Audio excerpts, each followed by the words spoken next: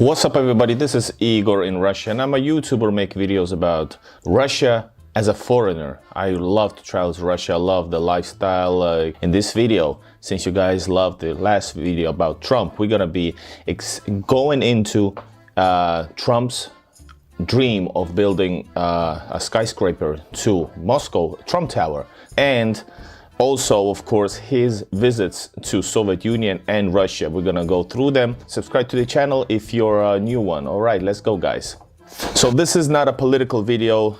This is more like some of the background about his visits to Russia and business trips in this case, because his only goal traveling to Russia was to build a Trump Tower, first in Soviet Union and then in Russia, all the way until his presidency. But when this is not a political topic, I'm not interested in that thing at all. And by the way, if you're interested of some merch that I have, go check it out.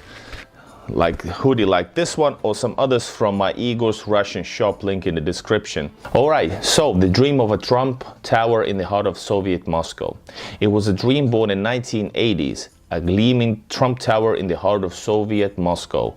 For Donald Trump, that vision never died, even as he launched a presidential campaign and moved toward clinching the Republican Party nomination for the first time in 2016. So in 1987, Trump traveled to Soviet Union to investigate building a hotel there.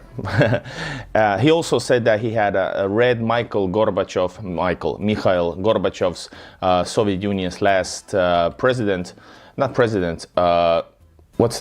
head secretary, I don't know. Anyways, leader of Soviet Union's Mikhail Gorbachev's 1987 book Perestroika, because while he didn't find it particularly exciting or enjoying, he felt an obligation to do so. The hotel didn't pan out then, but in 1988, when Gorbachev planned a visit to New York City to meet with the UN and with Presidents Ronald Reagan and George H.W. Bush, there was a surprising stop on his planned schedule, which is a Trump Tower. In December, Donald Trump and his then wife Ivana had invited the Soviet General Secretary to visit the building and sit down to dinner. A Soviet official had responded to the invitation directly in the affirmative and indicated that it would be a private meal for just the Trumps and Gorbachevs. Trump said that he hoped to act as a representative of the American people, which, funny enough, did happen already in 2016, becoming a real representative of American people, meaning, of course, presidency, and now for the second term. He wanted to be a representative of the American people in showing the communist leader all that capitalism had to offer. Trump definitely is a cover of a capitalism for sure in many ways. The visit, however, didn't pan out. Gorbachev's plans changed and before he arrived, and Trump was next from the lineup. Between this meeting and the in 1988, he actually visited Soviet Union in 1987. All right, so Trump considered business with the Russian government since, well, Russian Soviet government in 1987. Donald Trump once believed he understood why Westerners were hesitant to visit Soviet Union. Some people at high level of lifestyle enjoyment want the ultimate hotel, he told during an interview in Moscow's Hotel National in 1987. They don't want to have to come to Moscow and sacrifice their lifestyle. Well, tourism was very different from today's traveling, but he somewhat probably was right. The real estate mogul was in Russia visiting sites for potential tower. Yuri Dubinin, then the Soviet ambassador, had proposed the idea to Trump while the two were having lunch in New York in late 1986 or early 1987. Because of the ambassador, Trump wrote in 1987's Trump, The Art of the Deal book, "I'm talking about building a large luxury hotel across the street from the Kremlin in partnership with the Soviet government. They have asked me to go to Moscow in July." The trip was likely Trump's first attempt to do business in Russia, but it would be not his last. Beginning in September 2015, around 2.5 months after Trump formally announced he was running for the president, representatives for the Trump Organization began discussing licensing Trump's names for a tower in Moscow. The project was stalled a Trump Organization executive sought help from a spokesperson for the Russian President Vladimir Putin. And this is, by the way, something that in Russia, when you're on a very high level, the most highest level, or if it's a really, really big investment or something, in Russia and former Soviet countries, usually you go from high up and contact like the director or a leader or a governor, and this is how you get things done. It's like a culture. Anyways, almost 3 decades earlier, Trump was interviewed in his hotel room, which Trump would describe in The Art of the Deal as Lenin's suite.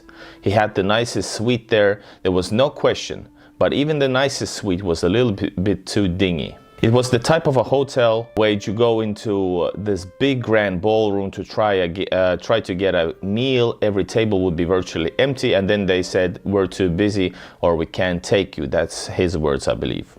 Perhaps Trump saw opportunity in those shortcomings. The worker state just doesn't know how to run a posh operation. Many tourists have to cope with the tiny rooms and lack of simple amenities like good toilet paper, sink stoppers, and show curtains. Well, that was the late Soviet Union, by the way. During that time, it was even worse because of the mentioned perestroika. When Trump visited the Soviet Union, the perestroika movement was underway, and Russia, under Mikhail Gorbachev, was seeking to reform. Having this mega capitalist come in and was just a complete departure from the past. Back then, Trump was involved with projects not only in New York City, but also in Atlantic City and Las Vegas. The dream of a Trump Tower in the heart of Soviet Moscow. It was a dream born in 1980s. For Donald Trump, that vision never died, even as he launched a presidential campaign and moved toward clinching the Republican Party nomination for the first time in 2016. Trump's attempt that year to expand his brand into Moscow capped a 30-year-long effort by the celebrity mogul to do business in Russia. And this business included also like premium vodka and of course also the Miss Universe pageant, beauty pageant. Again and again, Trump pursued his Russia project, traveling to Moscow and unveiling 4 ultimately unsuccessful plans to put his name on a building in the Russian capital before he announced he would run for president. Russia is one of the hottest places in the world for investment, Trump said in 2007 deposition. We will be in Moscow at some point, he said. So Trump traveled to Russia for the first time in 1987 as the Soviet Union began to open to more Western investment, but many Americans remain wary of the communist leadership. According to his memoir, Art of the Deal, and he and his then wife, Ivana Trump, scoped out possible sites for a luxury hotel that he wanted to build in a joint venture with the Kremlin's hotel and tourism agency, Inturist. In 1996, Trump was back, this time promising to build in the heart of post-Soviet Moscow in partnership with a group of US tobacco executives.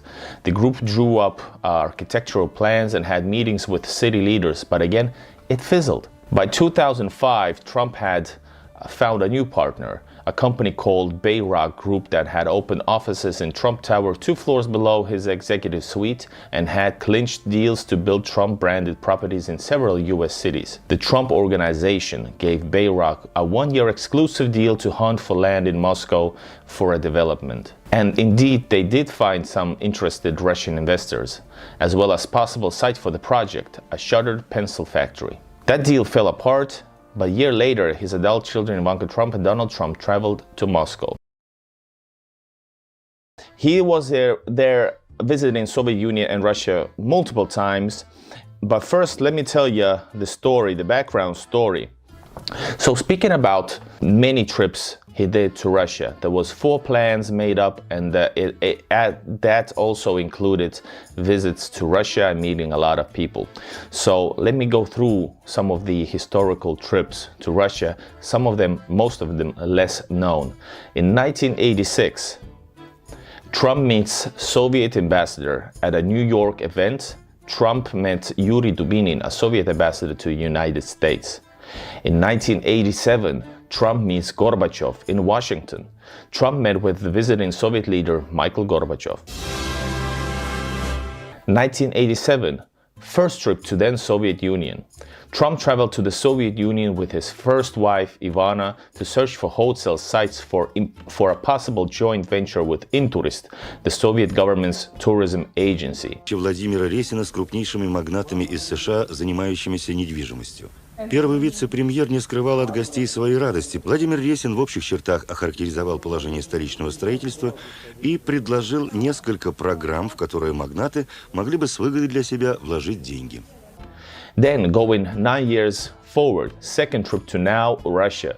Trump traveled to Moscow with proposal for a luxury residential complex to be built on a property owned by US tobacco company and publicly praised the city's potential. No wonder, it's an amazing place already back then. Now it's probably the best place in the world, Moscow, St. Petersburg. Alright, same year, 1996, Trump applies for Russian trademarks.